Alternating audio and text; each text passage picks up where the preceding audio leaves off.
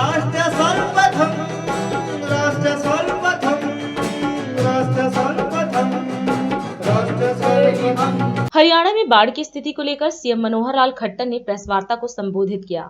उन्होंने कहा कि लगातार बारिश के कारण प्राकृतिक आपदा का सामना करना पड़ रहा है। जल स्तर में वृद्धि के कारण बाढ़ जैसी स्थिति उत्पन्न हो गई है, जिस कारण हरियाणा, पंजाब, दिल्ली और कई राज्यों में जान माल का काफी नुकसान हुआ है। इसके साथ ही उन्होंने कहा कि हरियाणा के आसपास के राज्यों और दिल्ली में बाढ़ से प्रभावित लोगों के प्रति मेरी संवेदना है। हमसे जो भी मदद हो सकेगी हम करेंगे।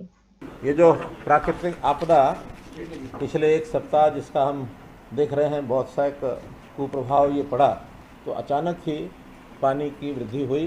कुछ तो वर्षा बहुत आई है, यानी एक प्रकार से माना जाए तो इसी पीरियड में, जिस पीरियड में ये वर्षा हुई है,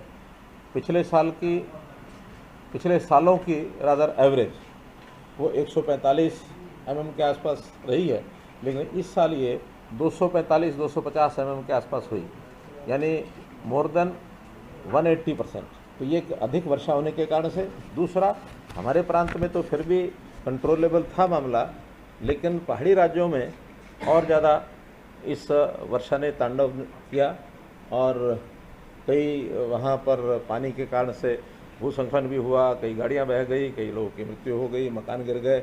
वो पानी जो आया है वो भी आकर नीचे, बहाव तो डाउन की तरफ ही आता है, तो उसका नुकसान हरियाणा में हुआ, पंजाब में हुआ, दिल्ली में हुआ, कई प्रदेशों में हुआ है।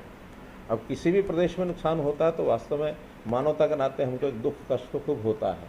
यमुनानगर के बाद करनाल, करनाल से पानीपत, सोनीपत, फिर दिल्ली, फिर फरीदाबाद और पलवल। कल दोपहर से ये मान के चलना चाहिए कि पलवल में सबसे बड़ी समस्या थी। आज इस समय तक मेरी अभी बात तो नहीं हुई है, लेकिन मेरा ऐसा मानना है कि पानी वहाँ घटना शुरू हो गया होगा, क्योंकि कोई भी पानी जहाँ भी जाता 24 घंटे उसका एक उफान रहता है और वो धीरे धीरे आगे बढ़ता है। तो इसलिए पलवल से निकल करके वो पानी मथुरा की तरफ चला गया होगा। ऐसे ही यही स्थिति घग्गर की थी। घग्गर, छोटी नदियाँ जैसे मारकंडा, जैसे टांगरी और सरस्वती, ये 3-4 नदियाँ मिल करके वो कैथल के आसपास सब इकट्ठी मिल जाती हैं, जोर बनाती हैं। तो इसका सबसे पहला नुकसान हुआ था पंचकुला, फिर अम्बाला, अम्बाला के बाद कुरुक्षेत्र, कुरुक्षेत्र के बाद कैथल, कैथल से नरवाना का एरिया, फतेहाबाद का एरिया और फिर सिरसा। कल सिरसा में यानी रानिया, रतिया, इसमें पानी काफ़ी ज़्यादा उफान था। तो वही स्थिति जैसे मैंने पलवल की बताई, आज उधर भी पानी निकलना शुरू हो गया होगा, डाउन होना शुरू हो गया होगा। तो इस सारे में काफ़ी नुकसान हुआ है, जाने भी गई हैं। तो 133 तो पूरे हाउसेज डैमेज हुए हैं, 184 पार्शली डैमेज हुए हैं। और जो पशु हैं वो भी बड़े पशु यानी गाय भैंस आदि 110 पशुओं की मृत्यु हुई है।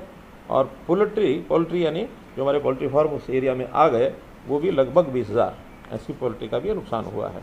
जिन लोगों को घरों से बाहर निकाल करके दूसरे स्थानों पर कैंप में ले गए, ऐसे लगभग 5400 लोग हैं, जो जैसा ही मामला ठीक हो रहा है धीरे धीरे वो अपने घरों को वापस जाएंगे। लेकिन जब तो वहाँ रहते हैं, उनके भोजन की, उनके पानी पीने के पानी की अथवा और कोई मेडिकल हेल्प, ये सारी चीज़ें उनको वहाँ दी जा रही हैं। पशु भी अगर साथ आए हैं, उनके गाँव खाली कराए हैं, तो उसके चारे की व्यवस्था भी डिप्टी कमिश्नर के द्वारा की जा रही है। टोटल जो एरिया है जिसमें ये पानी भरा है वो 1,60,000 हेक्टेयर है, अर्थात 4 लाख एकड़।